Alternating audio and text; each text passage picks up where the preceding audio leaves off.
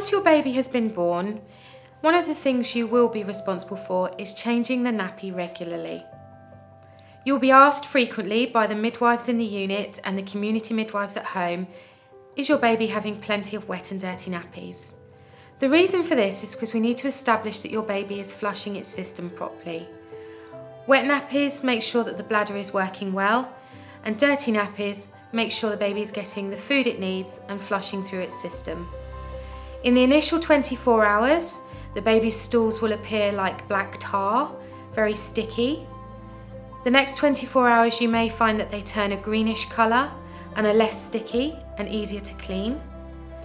By day 3, if your babies are breastfed, the stools will resemble a soft, whole grain mustard appearance. If they're bottle fed, the stools may be slightly firmer, but still of a yellowy colour. When changing your baby's nappy, make sure you have everything ready by your side. Open the nappy up in advance, place the nappy under the baby's bottom, making sure it is far enough up the back. Bring the nappy up between the legs, making sure that everything is tucked inside. Bring the fasteners over from each side and attach securely. In the first couple of days, make sure the cord is outside of the nappy. While in hospital, you're encouraged to place a hat on your baby's head. When you go home, this isn't necessary.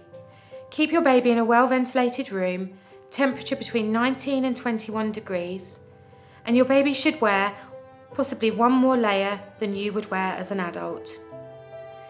Babies don't need to wear hats indoors at home. The reason for this is they don't have the ability to sweat like an adult. It's the way they control their temperature, by losing excess heat through their head.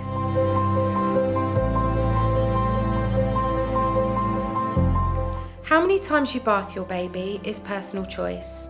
Babies don't tend to get dirty, they just need freshening up. The choice of when you bath your baby, again, is a personal one.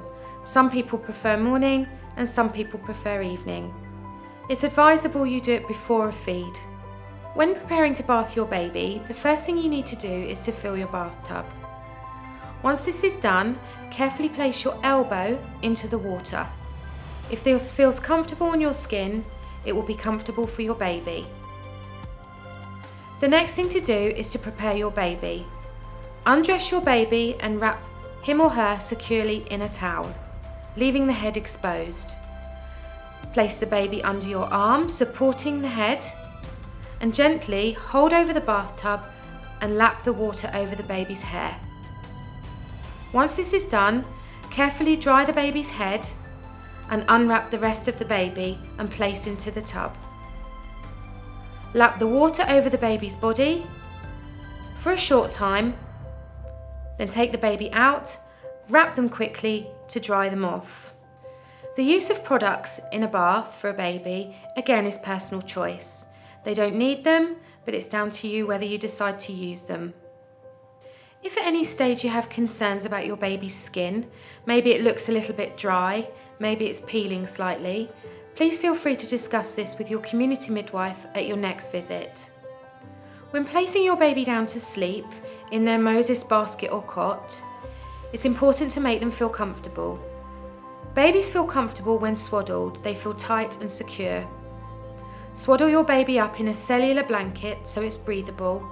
Place your baby at the foot of the cot, and if needed, tuck another blanket up to the nipple line and tight down the sides of the baby.